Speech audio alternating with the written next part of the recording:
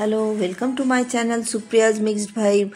आज आमी बानाबो भापा चिंगड़ी जा खेते खूबই সুস্বাদু এবং অল্প সময়ে বানানো হয়।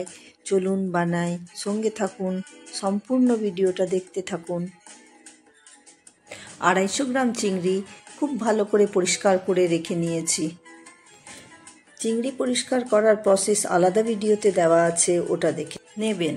এবার 3 চা চামচ সাদা সর্ষে, 2 চা চামচ কালো সর্ষে, 2 চা চামচ পোস্ত নিয়ে 15 থেকে 20 মিনিট জলে ভিজিয়ে দেবেন।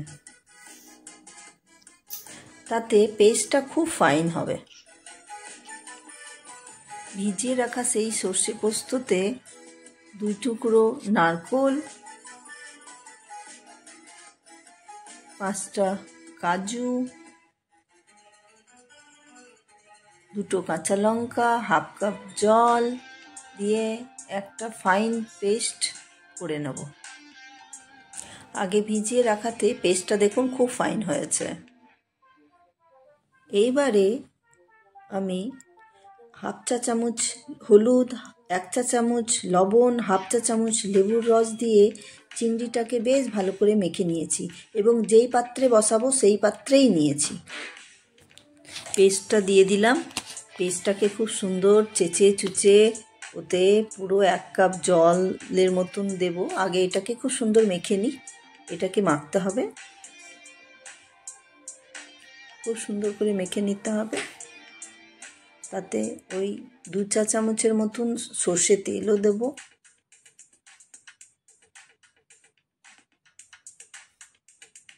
খুব সুন্দর করে মাখতে হবে। 2 চা চামচ তেল, সর্ষে তেল দিলাম।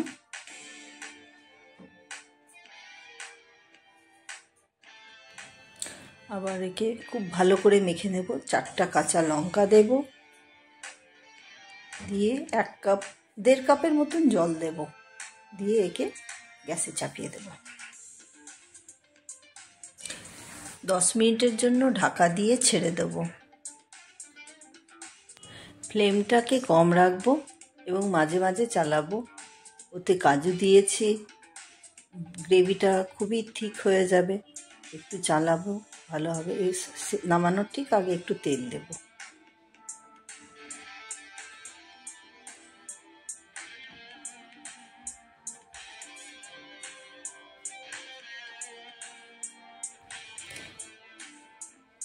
এবার ভাপা চিংড়ি একদম রেডি।